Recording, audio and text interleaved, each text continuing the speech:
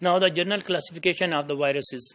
It's very interesting part that how we classify the viruses into different groups. For our studies, maybe you can say the naming of the viruses.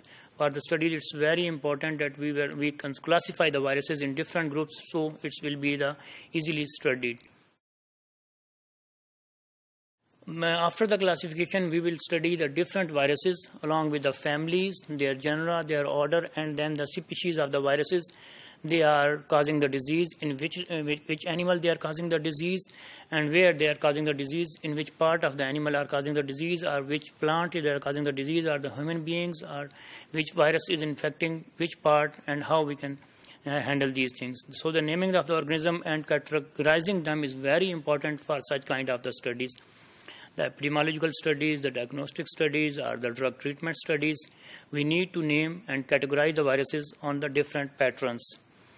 So here we will study or we will classify the viruses on the basis of their phenotype, on the basis of their structure, on the basis of how they looks like. Then they will classify them on the basis of the nucleic acid. As we have already studied that viruses have the different nucleic acids. Some of them are ribonucleic acid, some of them are DNA nucleic acid. And then again, these nucleic acids will be classified double-stranded or single-stranded, then positive sense or negative sense. So we can also classify the viruses on the basis of the nucleic acid along with the phenotype, that how they looks like. Then the replication pattern. Replication pattern is also very important because different viruses are replicating on the different ways. Just like the retroviruses are totally replicating on the reverse way, just like all the other microorganisms are replicating. So the pattern of the replicating is also very important, and the viruses can also be classified on the basis of it. And there are also many other bases on which we classify the different viruses. So we will study them, which will just have an overview here. For example, in the diagram just in front of you, we have just shown that how the viruses are classified. For example, on the basis of the nucleic acid. We start from the basis of the nucleic acid. So there are two kinds of the nucleic acids are there. One is RNA and one is DNA. Symmetry of the capsid.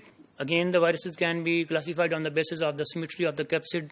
It can be the capsid can be the helical, the capsid can be the icosahedral. Then again the RNA viruses, then their capsid, and then the DNA viruses and their capsids may be, and the DNA viruses, there also the virus can be the complex, icosahedral, helical and complex.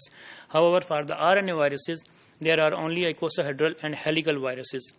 Then the viruses are naked or enveloped. We have already studied the genetic material of the viruses is already incorporated or surrounded by the capsid to protect its genetic material. The capsids are also enveloped or surrounded by some of the envelopes in most of the viruses, but some of them are naked and they don't have the envelope. So we can also classify them on this basis of the naked virus or the enveloped. So on the basis of the naked viruses and enveloped viruses, again the icosahedral and then the helicals, they can be divided onto two parts. Similarly, the DNA viruses also can be the naked or enveloped viruses. DNA viruses has also one more important category, that they are the cytoplasmic. The enveloped viruses will be present in the cytoplasm. Then the genome architecture is also very important. What kind of the genome the virus persists. For example, if it has the RNA, then it is the single-stranded or double-stranded RNA. Or if it is the DNA, then it's single-stranded or double-stranded DNA. Or it's the linear, or it's the coapt, or it's the circular. Sometimes the linear or X-linked or not X-linked.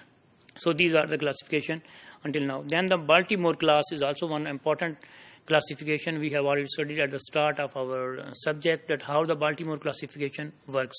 On this basis, we can classify them viruses on 1, 2, 3, 4 or 5. Then the family name, the viruses are again classified on the basis of their family, order, genera, and then the species. For example, reovirus, birnavirus, calcivirus, picornavirus, we will study them on the basis of their families after this. And then the virion polymerase, what kind of the polymerase, the replication pattern we already studied can be classified. And then the virion diameter, virion, what is the diameter or what is the size of the virion, we can also classify it. Genomic size, total in the kbs, the viruses can also be classified on its basis, just like in the diagram just in front of you. We have given the example of the Rio virus, Virna virus, and Culci virus, whether their variant polymerase is positive or negative, and then their variant diameter, and then the genomic size is also given for some of the viruses here, you can see. Then the viral classification, again an overview on the basis of RNA, we have already studied, and on the basis of the DNA. Here is on the basis of the DNA, we have studied maybe the icosahedral, helical, or complex. On the other side, on the basis of the RNA, there are only icosahedral and helical. Then the icosahedral can be the naked and enveloped. Similarly, the naked can be double-stranded, single-stranded linear positive, double-stranded linear, double-stranded circular, and similarly the helical and complex can be, and they will be the helical will only be in enveloped viruses, and complex are only the enveloped viruses present, and double-stranded circular, and the helical will be always double-stranded circular and double-stranded linear viruses.